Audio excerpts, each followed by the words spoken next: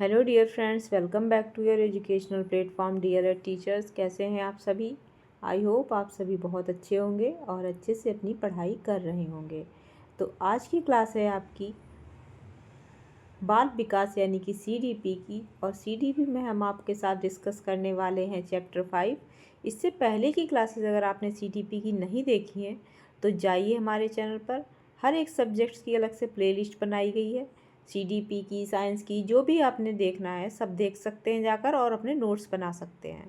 ठीक है, अगर आपको हमारी क्लासेस अच्छी लगती हैं तो आपको क्या करना है, हमारे वीडियो को लाइक कर देना है, हमारे चैनल को सब्सक्राइब कर देना है और बेल आइकन प्रेस कर देनी है, जिससे कि आपको हमारे अगले वीडियोस की नोटिफिकेशन मिलती रहे।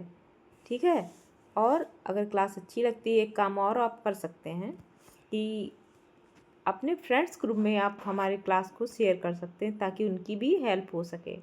ठीक है, और अभी से आप लोग अपनी तैयारी स्टार्ट कर दीजिए क्योंकि अब ज़्यादा समय नहीं है आपके पास, क्योंकि हो सकता है कि सितंबर फर्स्ट वीक में, किसमें, सितंबर फर्स्ट वीक में, आपके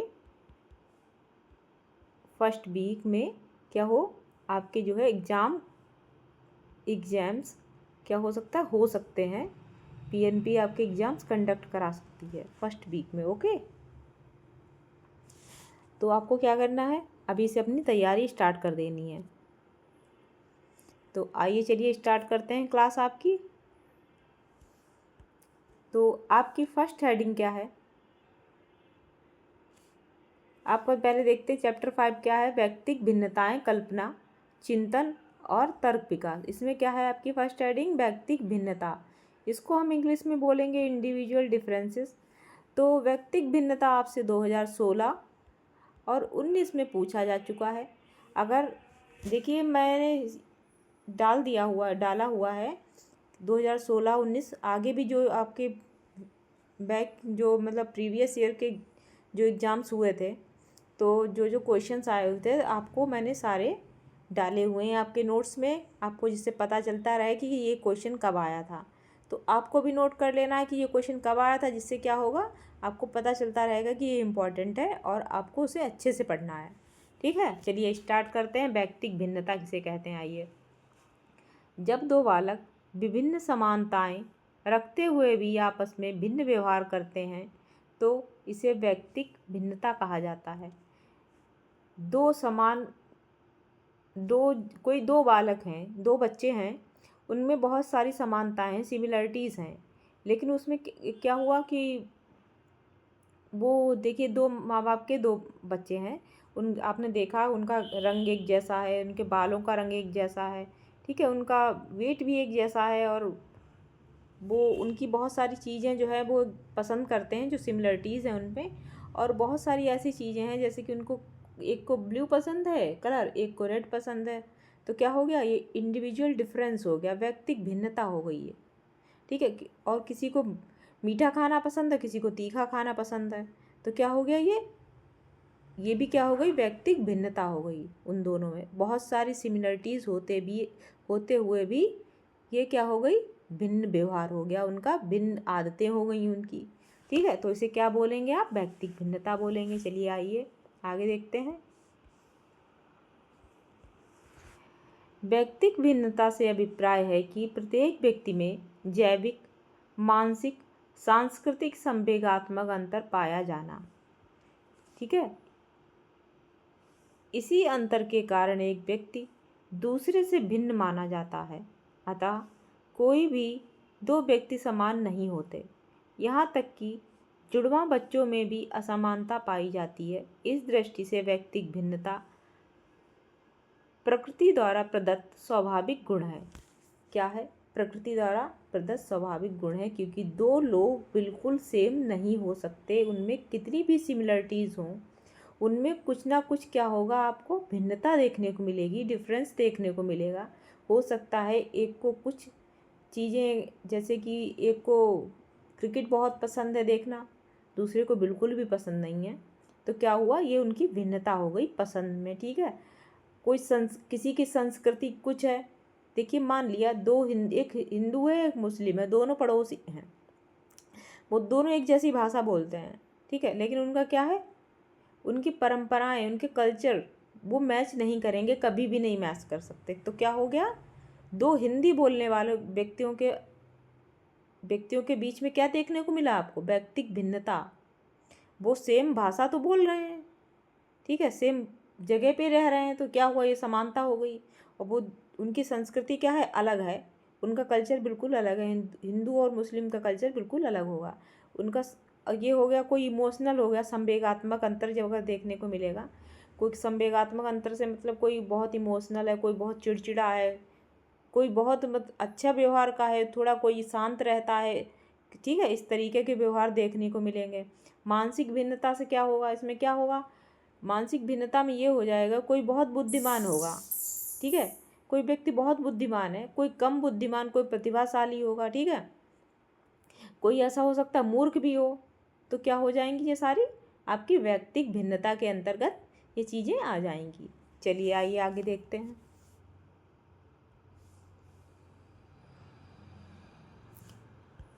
तो स्किनर के अनुसार देख लेते हैं। मापन किए जाने वाला व्यक्तित्व का प्रत्येक पक्ष व्यक्तिक भिन्नता का अंश है। इनका क्या कहना था, जो मापन किया जा सकता है व्यक्तित्व, वो प्रत्येक पक्ष किसके अंतर्गत आता है, इनका कहना था वो व्यक्तिक भिन्नता का अंश माना है इन्होंने, ठीक है। आइए जेम्स ट्रेवर के अनुसार देख लेते हैं। कोई व्यक्ति अपने समूह के शारीरिक तथा मानसिक गुणों के औसत से जितनी भिन्नता रखता है उसे व्यक्तिक भिन्नता कहते हैं। तो इनका ये कहना था, इनका कहने का तात्पर्य ये था, इनके कहने का मतलब ऐसा था कि कोई शारीरिक रूप से भिन्न है, एक दूसरे जैसा नहीं है, कोई छोटा है, कोई लंबा है, कोई काला, कोई गोरा, इनका कहने का मतलब ये था, ठीक है। कोई अच्छी बुद्धि वाला है थोड़ा, कोई कम कम बुद्धिमान है, कोई अधिक बुद्धिमान है, ठीक। चलिए आगे आइए, आ जाइए। देखिए 19वीं शताब्दी में Francis Galton, Pearson, cattle, Terman आदि ने व्यक्तिक भिन्नता का पता लगाया तथा उनके कारणों की खोज की। तो 19वीं शताब्दी में जो थे फ्रांसिस गाल्टन थे आपके, पियर्सन थे, कैटल और टर्मन जो मनोवैज्ञानिक थे, उन्होंने किसका पता लगाया, व्यक्तिक भिन्नता का पता लगाया। और क्या किया, उनके कारणों की खोज भी की कि क्यों व्यक्तिक भिन्नता व्यक्तियों में देखी जाती है, ठीक है। आइए व्यक्तिक भिन्नता के प्रकार देख लेते हैं। व्यक्तिक भिन्नता के निम्न प्रकार हैं। तो पहला प्रकार आपका क्या है, शारीरिक भिन्नता। रंग, रूप, भार, कद, बनावट, यौन भेद, शारीरिक परिपक्वता आदि। तो शारीरिक भिन्नता के में देखा गया, किसी का रंग गोरा है, किसी का काला है, कोई सांवला है, ठीक है, कोई मोटा है, कोई पतला है, कोई फिट है, कोई अधिक पतला है, कोई 6 फीट का है, कोई 5'9" का ही है हाइट में, ठीक है, कोई हो सकता 5 फीट का ही हो।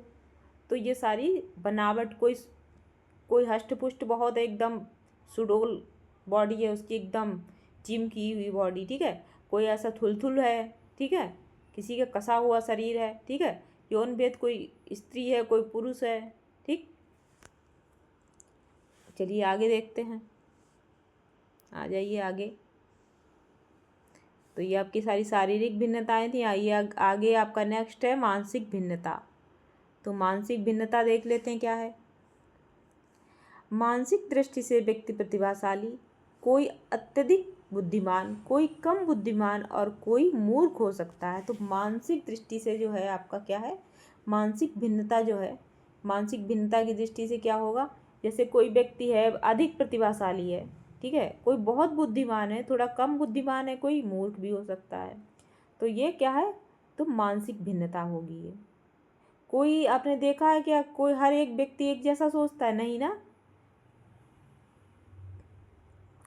किसी की बुद्धि कुछ सोच सकती है, किसी का कुछ। देखिए एक वैज्ञानिक है, वो क्या होगा, बहुत प्रतिभाशाली होगा ना, सृजनात्मक होगा वो, उसके अंदर क्या होगी, कैसी बुद्धि पाई जाएगी। आप लोग कमेंट करके ज़रूर बताइएगा कि हम ये पढ़ चुके हैं ना बुद्धि चैप्टर में।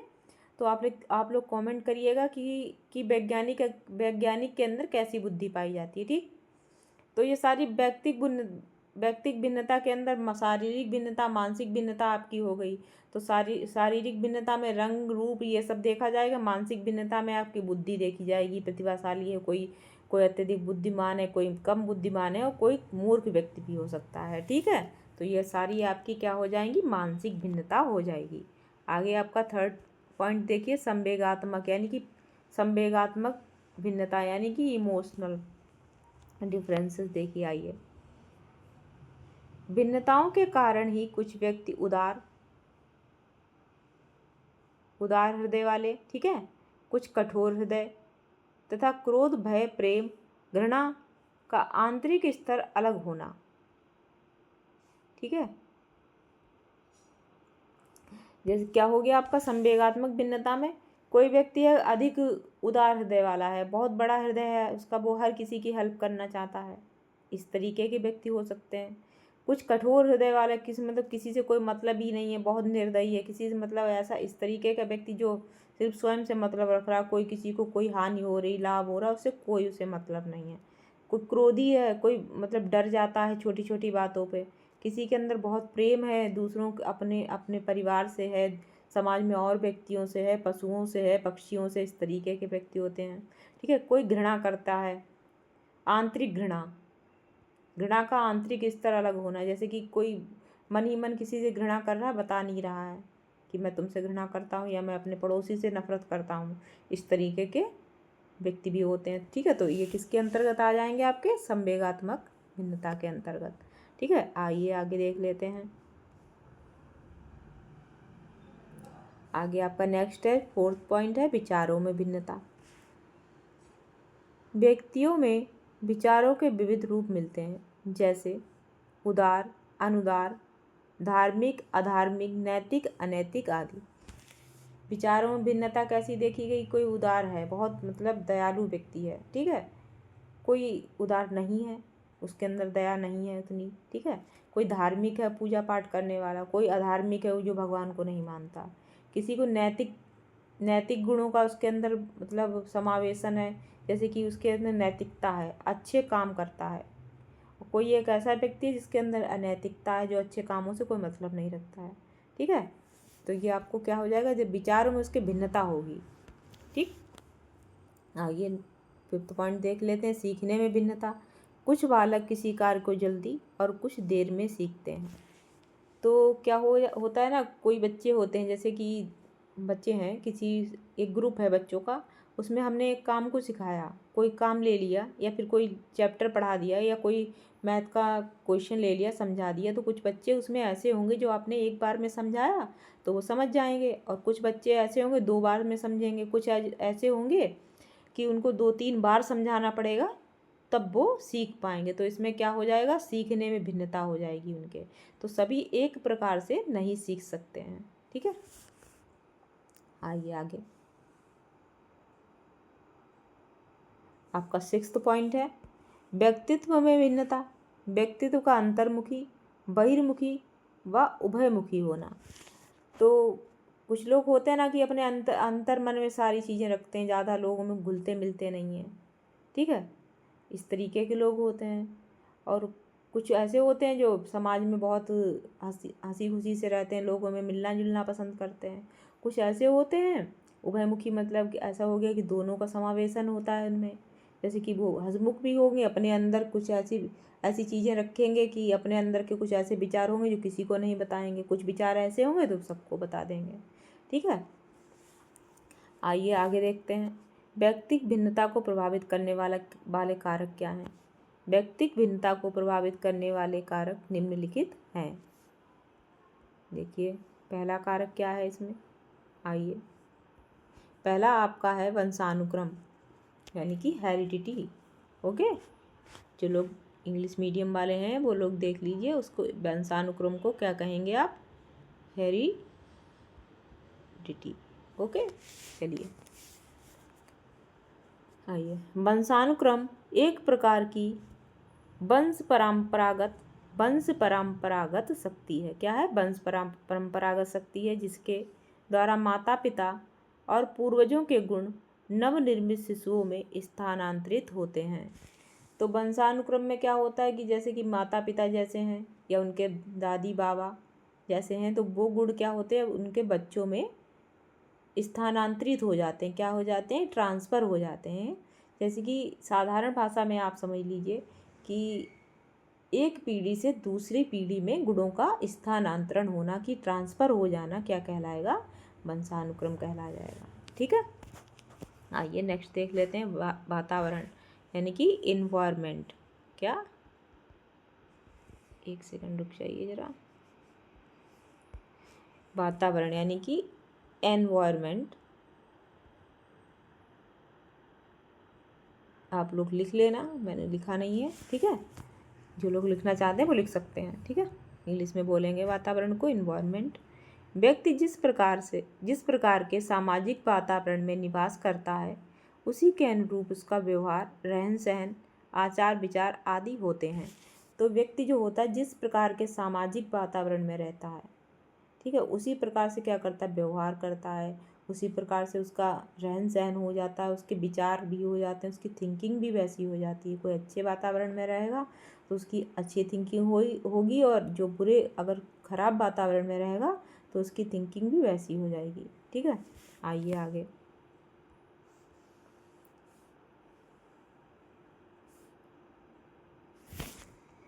आपका नेक्स्ट है व्यक्तिक भिन्नता का शैक्षिक महत्व।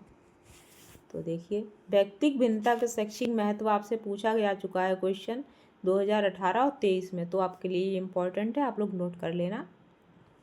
व्यक्तिक भिन्नता का शैक्षिक महत्व, शिक्षा में महत्व देखिए। आइए, व्यक्तिक भिन्नता का शिक्षा में महत्व निम्नलिखित है।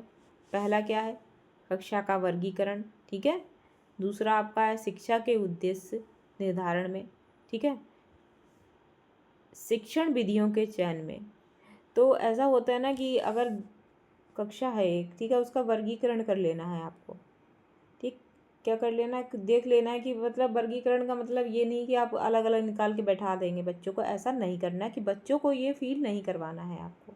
ठीक है, तो आप कुछ ऐसा होता है ना, बच्चे कुछ कुछ चीज़ों को, कुछ बच्चे जल्दी सीख लेंगे, कुछ देर से सीखेंगे। तो आपको ये ध्यान रखना है कौन से बच्चे जो हैं चीज़ों को जल्दी सीख रहे हैं, कौन देर से सीख रहे हैं। तो ये आपको देखना है कि देर से सीखने वाले बच्चों ने सीख पाया है या नहीं सीख पाया। अगर नहीं सीख पाया तो उनको भी आपको प्रयास करके सिखाना है, शिक्षण विधियों को बदल के सिखाना है। अगर एक शिक्षण विधि से एक बालक नहीं सीख रहा है तो दूसरी शिक्षण विधि से आप उसको क्या करेंगे, सिखाने का प्रयास करेंगे। शिक्षा की पाठचर्या के निर्माण में, ठीक है, भिन्नता कर देखी गई है। ठीक है, मतलब भिन्नता रखनी पड़ती है कि जिस स्तर का बालक होगा ना, आपको जिस स्तर से बालक सीख सकता है ना, उस स्तर से आपको पढ़ाना पड़ेगा उसको। आइए आगे आइए। नेक्स्ट आपका शिक्षण अधिगम सामग्री का चयन करने में। तो शिक्षण अधिगम की सामग्री का जब चयन करेंगे तो आपको ध्यान रखना पड़ेगा कि आपको किस तरह की शिक्षण विधियों का, किस तरह की शिक्षण सामग्री से आपको बच्चों को पढ़ाना है। ठीक है, आइए आ जाइए, आगे आइए। नेक्स्ट आपका क्या है, कल्पना, जिसको आप इंग्लिश में बोलेंगे इमेजिनेशन। जो आपको 2016, 18, 22 और 23 में पूछा जा चुका है कि कल्पना किसे कहते हैं। ठीक है, तो आपको ये मोस्ट इम्पॉर्टेंट है। ठीक है, नोट कर लीजिएगा ये। कल्पना एक प्रमुख मानसिक प्रक्रिया है जिसके द्वारा अतीत की अनुभूतियों को पुनः संगठित कर एक नया रूप दिया जाता है। क्या होता है, जैसे कि कल कोई पुरानी बात है, आपने बैठे हुए हैं आराम से, मतलब कभी बैठे हुए याद आ गई, कल्पना कर रहे हैं कि ऐसा था वैसा था। ठीक है, इस तरीके से मतलब सोच विचार कर लेना, मन ही मन में कल्पना कर लेना। इस तरह कहा जा सकता है कि कल्पना एक मानसिक जोड़ तोड़ है। दूसरे शब्दों में देखिए क्या कहेंगे, किसी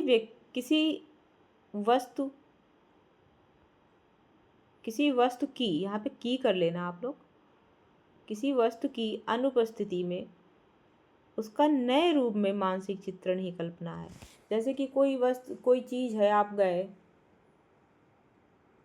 मार्केट, गए आप लोग, कोई चीज़ आपको बहुत पसंद आ गई लेकिन वो किसी कारणवश आपने ले नहीं पाई। ठीक है, घर आ गए तब भी आप उसके बारे में विचार कर रहे हैं, बैठे हैं, अगर मैं ले लेता ऐसी चीज़, मैं अगर ले लेती वो चीज़, ऐसी ड्रेस मुझे मिल जाती तो कितना अच्छा रहता, आप मन ही मन सोच रहे हैं। या फिर आपके कोई पुराने दिन याद कर रहे हैं, स्कूल जाते थे तो ऐसा होता था वैसा होता था, ठीक है। तो ये क्या है, आपका कल्पना है। या फिर आपने अपने फ्यूचर के बारे में भी कोई कल्पना, ये नहीं है कि सिर्फ अतीत के बारे में, नहीं, अतीत के बारे में मोस्टली इंसान करता है, लेकिन कल्पना को मनोवैज्ञानिकों का कहना है कि अतीत के बारे में अनुभूति जो है वो कल्पना है। लेकिन मेरा ये सोचना है कि आपने अपने फ्यूचर के बारे में भी कल्पना कर ली, अरे मेरे पास ऐसा होगा, इतना पैसा होगा तो मैं ये करूँगा, मैं वो करूँगा। ऐसा करता है इंसान या नहीं करता? करता है। आपने भी किया होगा, मैंने भी किया, हर कोई करता है। तो ये आपका क्या कहलाएगा? कल्पना कहलाएगा। चलिए आगे देखते हैं।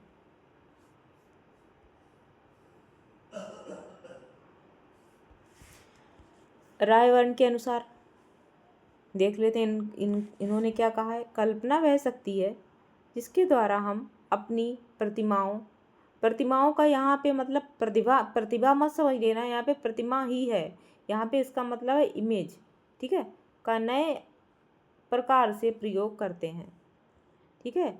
यह हमको पूर्व अनुभवों द्वारा किसी ऐसे वस्तु का निर्माण में सहायता देती है जो पहले कभी नहीं थी। इनका कहना क्या था, जो पहले कभी चीज़ नहीं थी, ये कभी नहीं होगी, उस चीज़ के बारे में कल्पना कर लेता है व्यक्ति। या फिर जो कभी चीज़ थी ही नहीं, हमने उसकी कल्पना की और वैसी चीज़ हमने अपनी कर ली। या फिर आपकी वो चीज़ आपने नहीं कर पाए, सिर्फ आपकी कल्पनाओं में रह गई, ठीक है।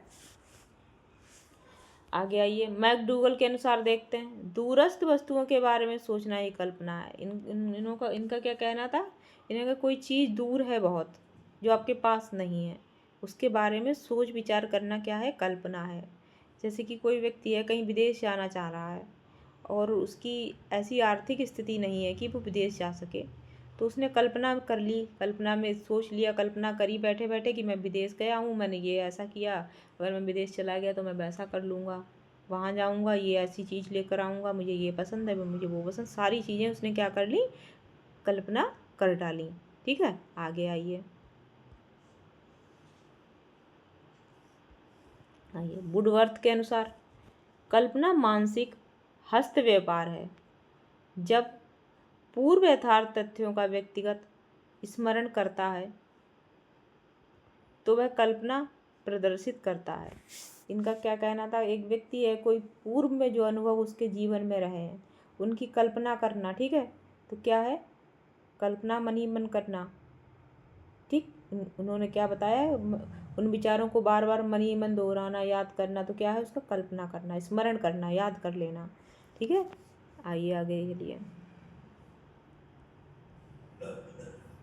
कल्पना के प्रकार देख लेते हैं। कल्पना के प्रकार, टाइप्स ऑफ इमेजिनेशन, मैकडूगल का वर्गीकरण, इन्होंने जैसे कल्पना बताई वैसे देखिए। आइए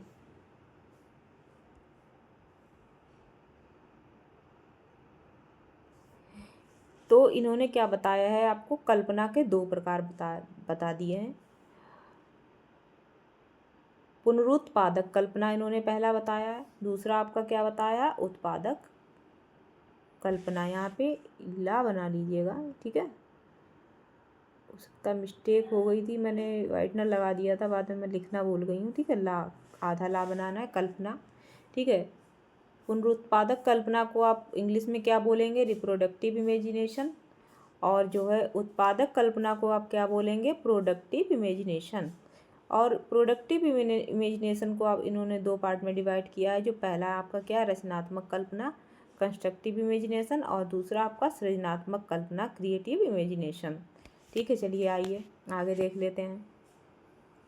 आपका पहला है पुनरुत्पादक कल्पना यानी कि प्रोडक्टिव इमेजिनेशन। आइए, इस कल्पना में हमारे पूर्व अनुभव प्रतिमाओं यानी कि इमेजेस के रूप में हमारे समक्ष उपस्थित होते हैं।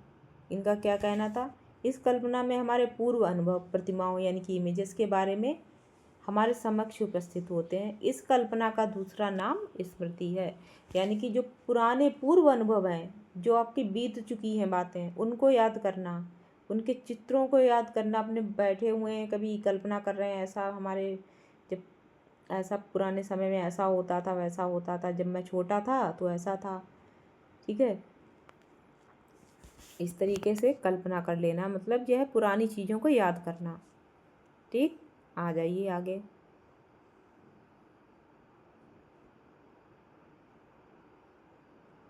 उत्पादक कल्पना देख लेते हैं क्या है।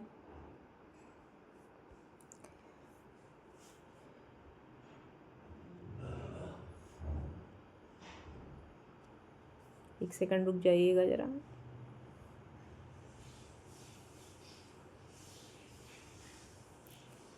हाँ, तो आ जाइए आप लोग। उत्पादक कल्पना यानी कि प्रोडक्टिव इमेजिनेशन। ठीक है, ये क्या था, रिप्रोडक्टिव इमेजिनेशन था। ठीक, इस कल्पना में हम पूर्व अनुभव को आधार बनाकर उसमें कुछ नवीनता उत्पन्न कर देते हैं। ठीक है, इनका क्या कहना था, उत्पादक कल्पना में जैसे कि कोई पूर्व अनुभव है हमारा, उसको आधार बनाकर उसमें कोई नवीनता ले आना, कोई नए विचारों को उसमें क्या कर लेना, ऐड कर लेना। ठीक है, क्या कहलाएगा, उत्पादक कल्पना कहलाएगी। ठीक, उत्पादक कल्पना के दो प्रकार होते हैं। कौन से हैं, आइए। पहला क्या है आपका, रचनात्मक। ठीक, रचनात्मक कल्पना है आपका फर्स्ट। आइए रचनात्मक कल्पना देखते हैं क्या है, आ जाइए। इस कल्पना का प्रयोग किसी भौतिक वस्तु की रचना के लिए किया जाता है, जैसे पुल, बांध, मकान आदि बनाने की कल्पना करना। जैसे क्या है रचनात्मक कल्पना, जैसे कि कोई कल्पना करी इंसान ने कि मुझे पुल बनाना है, ऐसा बनाएंगे वैसा बनाएंगे, उसका क्या किया, एक नक्शा तैयार किया और बनवाने लगे। ठीक है, कोई इंजीनियर है, उसने क्या किया, एक नक्शा तैयार किया कि मुझे पुल बनाना है तो इस तरीके से बनाएंगे, उसका नक्शा तैयार करके उस पर काम प्रारंभ कर देना। मकान है, मकान का नक्शा बनाया, ठीक है, बनवा लिया मालिक ने, और उसको किया, मिस्त्री को बुला के बनवाना शुरू कर दिया। तो उस प्रकार से उसका क्या हो गया, उसका निर्माण हो गया, प्रारंभ हो गया। उस कल्पना को एक रूप दे देना, क्या है, रचनात्मक कल्पना। ठीक, आइए आगे देखते हैं, सृजनात्मक कल्पना किसे कहते हैं। इस कल्पना का प्रयोग किसी अभौतिक वस्तु की रचना के लिए किया जाता है, जैसे कि कविता, नाटक, कहानी आदि। ठीक है, सृजनात्मक कल्पना में क्या होता है, कोई कवि है, ठीक है, व्यक्ति, वो उसने कुछ पंक्तियाँ सोची, कविता सोची और उसको लिख देना। कोई नाटककार है, इतिहासकार है, कहानीकार है, तो वो अपने विचारों को लिखना क्या कहलाएगा, सृजनात्मक कल्पना कहलाएगी। ये भौतिक नहीं है, ठीक है, अभौतिक है। आइए आगे के लिए।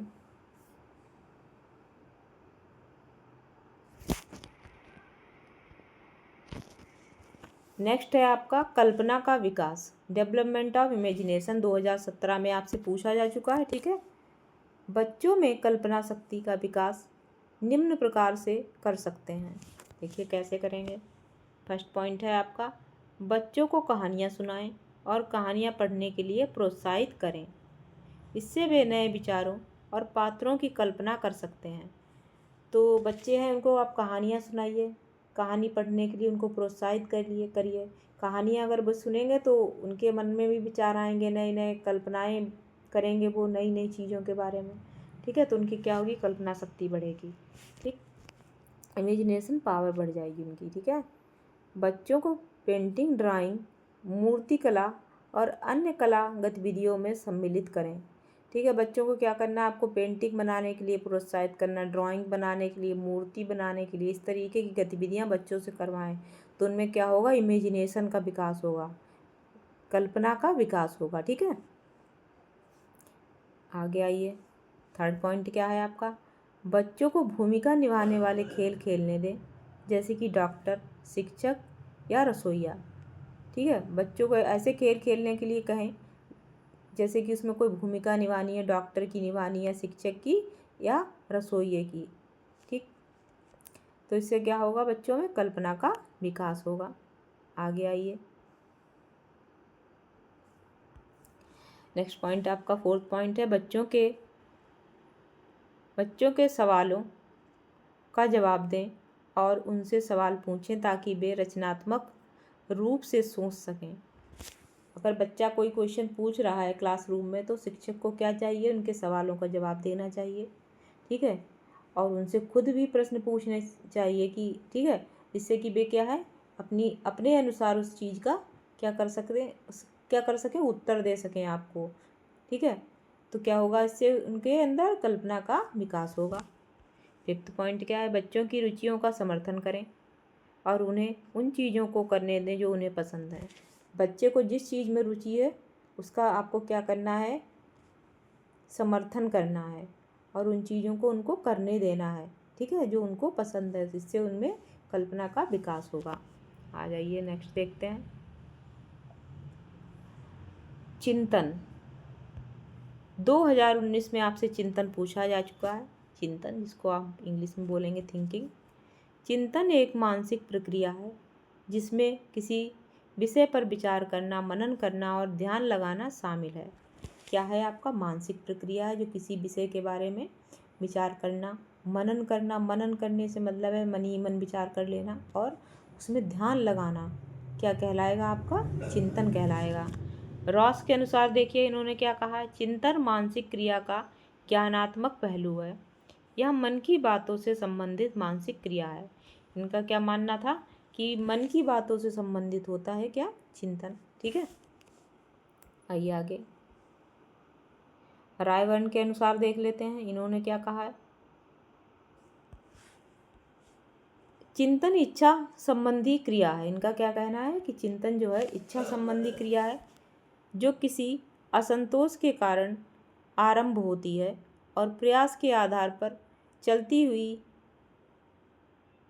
स्थिति पर पहुंच जाती है जो इच्छा को संतुष्ट करती है। इनका क्या कहना था, एक सेकंड रुक जाइएगा जरा।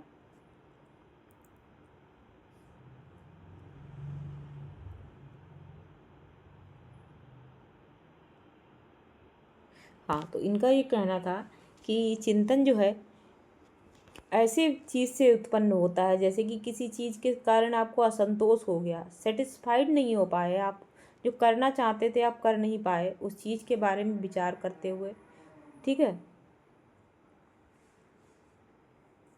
तो विचार करेंगे और उस चीज़ को प्रयास करते हुए वहाँ तक पहुँच जाएंगे जिससे कि आपको संतुष्टि प्राप्त हो सके, वो कार्य आप कर ले जाएंगे तो क्या हो जाएगा, आपको संतुष्टि यानी कि सेटिस्फैक्शन मिल जाएगा। तो इनका कहना ये था कि जो असंतोष के कारण जो उत्पन्न हुआ उसके ऊपर प्रयास के आधार पर इंसान चलता है, चिंतन करता है। कभी कभी चिंतन करके ही मन में मान लेता है कि मैं ऐसा नहीं कर पाया हूँ, तो चलो कोई बात नहीं है, तो क्या हो जाता है, वो अपने मन को मना लेता है, संतुष्टि प्राप्त कर लेता है।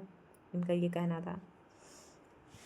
आगे है आपका वैलेंटाइन के अनुसार, ये आपका वैलेंटाइन लिखा है। ठीक है, वैलेंटाइन के अनुसार चिंतन शब्द का प्रयोग उस क्रिया के लिए किया जाता है जिसमें श्रृंखलाबद्ध विचार किसी लक्ष्य या उद्देश्य की ओर अविराम गति से प्रवाहित होते हैं। इनका क्या कहना था, चिंतन क्या है, श्रृंखलाबद्ध विचार हैं जो किसी लक्ष्य को जो है अविराम गति से प्रवाहित होते हैं, जो मतलब कुछ सोचता ही जा रहा है इंसान कि मैं ऐसा कर लूँगा, मैं वैसा कर लूँगा। ठीक है, ये वाली स्थिति। आगे आइए,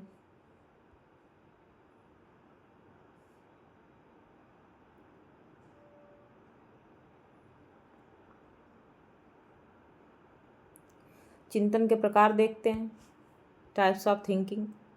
चिंतन के मुख्य रूप से 4 प्रकार हैं। पहला क्या है आपका, प्रत्यक्षात्मक चिंतन। दूसरा क्या है, प्रत्यात्मक चिंतन।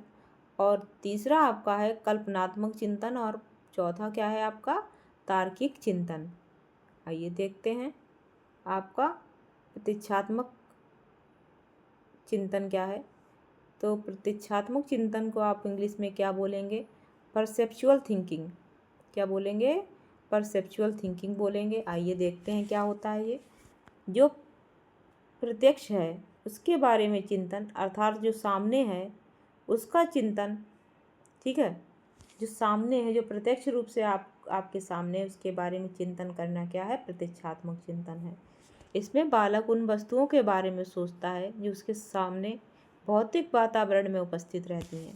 किसमें रहती हैं, भौतिक वातावरण में उपस्थित रहती हैं, जो उसके सामने होती हैं चीज़ें, उसके बारे में विचार करना। जो प्रत्यक्ष रूप से आपके बारे में, आपके सामने जो वस्तु है उसके बारे में सोचना, ठीक है, क्या है, प्रतीक्षात्मक चिंतन है। ठीक है, आइए आगे बढ़ते हैं। नेक्स्ट आपका क्या है, प्रत्यात्मक चिंतन, कॉन्सेप्चुअल थिंकिंग। ठीक है, इंग्लिश में बोलेंगे कॉन्सेप्चुअल थिंकिंग। इस चिंतन का संबंध पूर्व निर्मित प्रत्ययों से है, जिनकी सहायता से भविष्य के किसी निश्चय पर पहुंचा जाता है। तो प्रत्यात्मक चिंतन क्या होता है आपका, जैसे कि पूर्व निर्मित कोई है, आपने कोई विचार बनाया, उसकी सहायता से आपको क्या है, अपने भविष्य में जो आपने निश्चित किया था उस तक पहुंच जाना, क्या कहलाएगा, आपका प्रत्यात्मक चिंतन कहलाएगा। कुत्ते को देखकर बालक अपने मन में प्रत्यय का निर्माण कर लेता है, अतः जब वह भविष्य में कुत्ते को फिर देखता है तब वह उसकी ओर संकेत करके कहता है कुत्ता। इस चिंतन के में भाषा और नाम का प्रयोग किया जाता है। क्या होता है, जैसे कि किसी चीज़ को आपने देखा, जैसे कि कुत्ते को देख रहा है छोटा बालक, ठीक है, उसने मन में सोच लिया ये कुत्ता है, ठीक है। अब फिर से वो किसी कुत्ते को देखेगा तो क्या कहेगा, ये कुत्ता है, ठीक है। अपने माँ बाप से या अपने दोस्तों से कहेगा कि ये कुत्ता है, ठीक है। आगे आइए।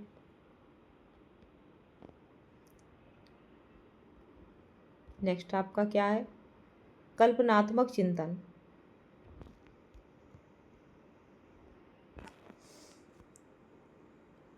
इमेजिनेटिव थिंकिंग कहेंगे इसको। इस चिंतन का संबंध पूर्व अनुभवों पर आधारित भविष्य से होता है। किससे होता है, पूर्व अनुभवों पर आधारित भविष्य से होता है। जब माता पिता बाजार जाते हैं तब बालक कल्पना करता है कि वे वहाँ से लौटने पर उनके लिए टॉफ़ी लाएंगे। इस चिंतन में भाषा और नाम का प्रयोग नहीं किया जाता है। कैसी कैसी थिंकिंग है, कल्पना, जैसे कि किसी के पेरेंट्स गए हैं, ठीक, तो वो जाते हैं तब बच्चे के लिए कुछ ना कुछ चीज़ लेकर आते हैं, कुछ भी लेकर आए उनके लिए लेकर आते हैं, तो बच्चा क्या कर रहा होता, थिंकिंग कर रहा होता, आज मम्मी पापा गए हुए मार्केट तो मेरे लिए टॉफ़ी लाएंगे या मेरे लिए शर्ट लाएंगे या मेरे लिए टॉयस लाएंगे, खिलौने लाएंगे, तो इस तरीके की थिंकिंग कर रहा होता है। ठीक है, आइए आगे तार्किक चिंतन देखते हैं क्या है।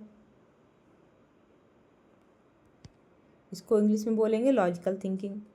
यह सबसे उच्च प्रकार का चिंतन है। कैसा चिंतन है, सबसे उच्च प्रकार का चिंतन है। इसका संबंध किसी समस्या के समाधान से होता है। किससे होता है, समस्या के समाधान से। जॉन डीवी ने इसको विचारात्मक चिंतन की संज्ञा दी है। ठीक है, देखिए कोई समस्या है, इंसान ने उसके ऊपर थिंकिंग करी कि अगर और उस चीज़, जैसे कोई समस्या में व्यक्ति है, उस संबंध में इंसान ने क्या किया, व्यक्ति ने सोचना प्रारंभ कर दिया, इस समस्या का समाधान क्या हो सकता है। उस चीज़ के बारे में कल्पना करके, विचार करके उसका समाधान निकाल लेना क्या कहलाएगा, आपका तार्किक चिंतन कहलाएगा। आगे आइए। इसमें प्रमुख भूमिका प्रयत्न एवं भूल की रहती है। इसमें विचार का संकेत रहता है, जैसे सड़कों पर लिखा रहता है सावधानी हटी दुर्घटना घटी। इसमें सावधान रहने का संकेत क्या होता है, संकेत रहता है। आइए आगे देखते हैं।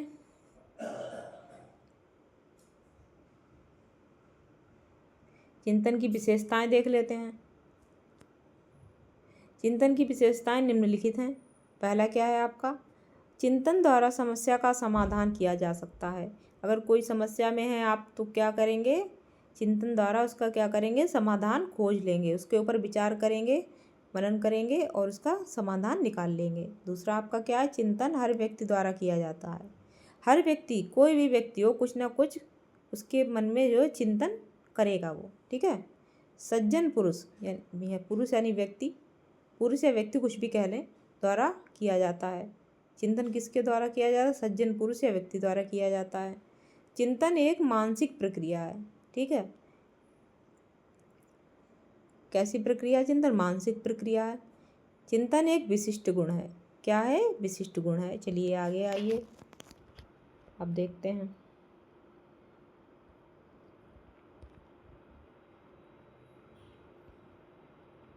तो मूर्त चिंतन किसे कहते हैं, आइए देखते हैं। मूर्त चिंतन यानी कि कॉन्क्रीट थिंकिंग। वह मानसिक प्रक्रिया जिसमें व्यक्ति ठोस, प्रत्यक्ष और वास्तविक वस्तुओं, घटनाओं या स्थितियों के बारे में सोचता है। कैसी स्थिति के बारे में? ठोस होता है, प्रत्यक्ष यानी सामने होता है। ठीक, ठोस से मतलब क्या है? जिसको आप देख सकते हैं, छू सकते हैं। ठीक है, प्रत्यक्ष यानी कि सामने है, वास्तविक है। ठीक है, घटना वास्तविक वस्तुओं, वास्तविक घटनाओं पर आधारित है। स्थितियों के बारे में सोचता है, वास्तविक परिस्थिति के बारे में विचार करता है, तो वो क्या कहलाएगा? आपका मूर्त चिंतन कहलाएगा। इसमें अमूर्त या सैद्धांतिक विचारों की तुलना में व्यवहारिक और वास्तविक चीज़ों पर ध्यान दिया जाता है। किस पे ध्यान दिया जाता है? व्यवहारिक और वास्तविक चीज़ों पे ध्यान दिया जाता है। आइए आगे देखते हैं अमूर्त चिंतन क्या है।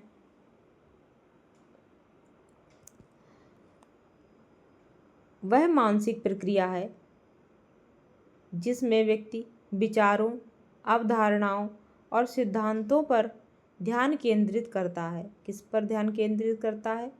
विचारों पर, अवधारणाओं और सिद्धांतों पर, बजाय प्रत्यक्ष और ठोस वस्तुओं के। प्रत्यक्ष और ठोस वस्तुओं के बजाय जो है किस पे ध्यान केंद्रित करेगा? अवधारणाओं पर और सिद्धांतों पर। इसमें तर्क, कल्पना, प्रतीकों और गहरी सोच का समावेशन होता है। किसका होता है? तर्क का होता है, कल्पना का होता है और गहरी सोच का समावेशन होता है या समावेश होता है। ठीक, जिसमें व्यक्ति जटिल समस्याओं का हल कर सकता है। सोच विचार, इसमें क्या होता है? कोई जटिल समस्या, उसके बारे में सोच विचार करके, ठीक है, क्या करना? उसका समाधान निकालता है और भविष्य की संभावनाओं के बारे में विचार कर सकता है। क्या कर सकता है? भविष्य की संभावनाओं के बारे में विचार कर सकता है। आगे आइए, आपका है नेक्स्ट अपसारी चिंतन, डाइवर्जेंट थिंकिंग। ये आपको, यह सीटेट में आपसे खूब पूछे जाते हैं ये क्वेश्चन। ठीक है, जब किसी व्यक्ति के सामने कोई समस्या रखी जाती है एवं उस समस्या के समाधान के लिए वो व्यक्ति अपनी कल्पना शक्ति एवं सृजनात्मकता का प्रयोग करता है तथा उस समस्या के समाधान के रूप में एक से अधिक हल प्रस्तुत करता है, तो इस प्रकार के चिंतन को अपसारी चिंतन कहते हैं। अपसारी चिंतन आपका क्या होता है? जैसे कि एक बालक है, ठीक है, बालक कैसा बालक है? सृजनात्मक बालक है। उसको एक क्वेश्चन दिया गया हल करने के लिए मैथ्स का, ठीक है, तो उसने उस क्वेश्चन को कई प्रकार से आपको सॉल्व करके दिखला दिया, तो क्या कहलाएगा? जैसे कि एक समस्या के कई सारे समाधान होना, तो क्या कहलाएगा? अपसारी चिंतन यानी कि डाइवर्जेंट थिंकिंग कहलाएगा आपका। आगे आइए, अपसारी और अभिसारी चिंतन से आपको सीटेट में इसमें आपको क्वेश्चन जरूर देखने को मिलेगा। 101% आपको क्वेश्चन मिलना ही मिलना है। और सीडीपी जो है आपका, जो डीएलएड फर्स्ट सेमेस्टर की सीडीपी अगर आपने सही से पढ़ ली तो सीटेट में आपको अलग से सीडीपी की तैयारी करने की बिल्कुल भी ज़रूरत नहीं पड़ेगी। आइए, अभिसारी चिंतन यानी कि कन्वर्जेंट थिंकिंग। इसमें समस्या एक ही बिंदु पर केंद्रित होती है तथा समस्या का एक ही हल होता है। इसमें क्या होता है? समस्या का एक ही हल होता है। ठीक, कोई, या फिर मान लीजिए कोई क्वेश्चन दे दिया, उसको एक ही प्रकार से लगा देना। ठीक, क्या है आपका? अभिसारी चिंतन में आ जाएगा। जैसे कि अभिसारी चिंतन, जैसे आपसे क्वेश्चन पूछ लिया गया भारत की राजधानी क्या है, तो आप कहेंगे ना नई दिल्ली। ठीक है, अब इसके क्या आप 2-4 आंसर दे सकते हैं? नहीं दे सकते, तो क्या है आपका? अभिसारी चिंतन है ये। आगे आ जाइए, आपका नेक्स्ट है तर्क यानी कि रीजनिंग। इसको आपको 2023 में आपसे पूछा जा चुका है कि तर्क किसे कहते हैं। ठीक है, नोट कर लेना। किसी समस्या या स्थिति पर सोच विचार करके उपलब्ध जानकारी के आधार पर एक निष्कर्ष पर पहुंचने की प्रक्रिया ही तर्क कहलाती है। क्या होता है? किसी समस्या या स्थिति के बारे में उपलब्ध जो जानकारी होती है आपके पास, उसके आधार पर निष्कर्ष निकाल लेना। ठीक है, क्या है? तर्क कहलाएगा।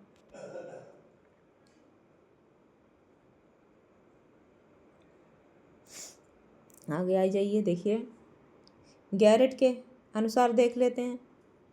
मन में किसी उद्देश्य एवं लक्ष्य को रखकर क्रमानुसार चिंतन करना तर्क है। इनका क्या कहना है? किसी उद्देश्य और लक्ष्य को मन में रखकर क्रमानुसार जो है थिंकिंग करना क्या आपका कहलाएगा?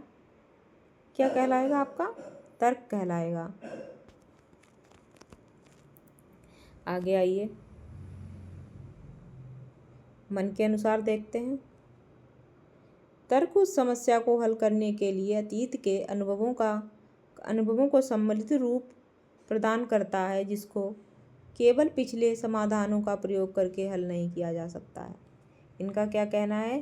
तर्क क्या है? इनका कहना क्या था कि अतीत के अनुभवों को सम्मिलित रूप प्रदान करता है, इसको केवल पिछले समाधानों के आधार पर कोई हल नहीं निकाला जा सकता। इनका ये कहना था कि वो क्या कहलाएगा? तर्क कहलाएगा। आगे देखते हैं तर्क के सोपान। तर्क के सोपान कितने? 5 हैं।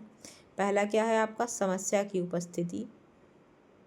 दूसरा क्या है? समस्या की जानकारी। तीसरा क्या है? समस्या समाधान के उपाय। और आपका चौथा क्या है? एक समस्या का चुनाव। और पांचवा क्या है? समस्या नहीं, उपाय का प्रयोग। ठीक है, एक उपाय का चुनाव करेंगे फोर्थ में। ठीक है, फिफ्थ में क्या है? उपाय का प्रयोग करेंगे। ठीक, तर्क के प्रकार कितने होते हैं? 2 प्रकार का होता है। पहला क्या होता है? आगमन तर्क और दूसरा निगमन तर्क। देखिए आगे आइए देखते हैं आगमन और निगमन क्या होता है। तो पहला आपका आगमन तर्क है जिसको इंडक्टिव रीजनिंग कहेंगे।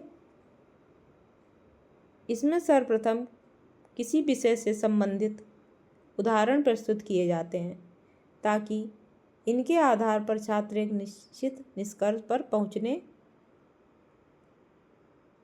का प्रयास करे। इसके बाद ही नियम की निष्पत्ति की जाती है। इस तर्क में छात्र विशिष्ट से सामान्य की ओर चलता है। इसमें क्या किया जाएगा आपका?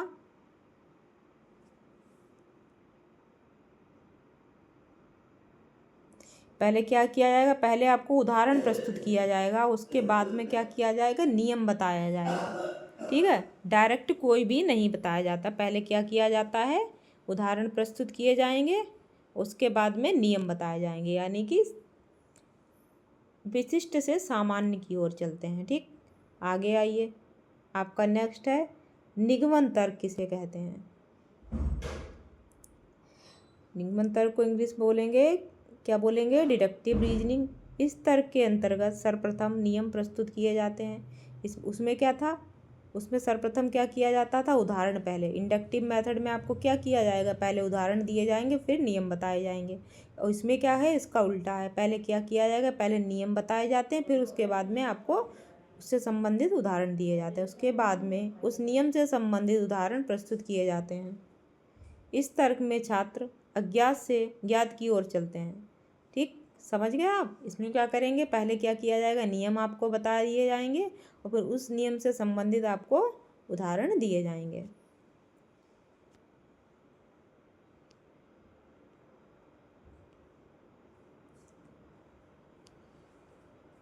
तो आज ये आपका चैप्टर 5 कंप्लीट हो गया है। ठीक है, अगर क्लास हमारी अच्छी लगी है तो हमारी क्लास को ज़रूर लाइक करें और हमारे चैनल को सब्सक्राइब करके बेल आइकन को प्रेस कर लें। ठीक है, चैप्टर 5 आपका क्या हो गया? कंप्लीट हो गया है। ठीक, अगर आप लोगों ने नोट्स नहीं बनाए हैं तो नोट्स ज़रूर बनाइए। जिन लोगों ने नोट्स बना लिए हैं वो लोग रिवीजन करते रहिए, क्योंकि अब आपके एग्ज़ाम्स में ज़्यादा समय नहीं है। हो सकता है कि सितंबर फर्स्ट वीक में आपके PNP जो है आपके एग्ज़ाम्स कंडक्ट करा ले। तो मिलते हैं अपनी नेक्स्ट क्लास में, तब तक आप लोग नोट्स बनाइए और अच्छे से पढ़ाई करते रहिए और अपना ध्यान रखिए। Bye bye, take care, see you soon.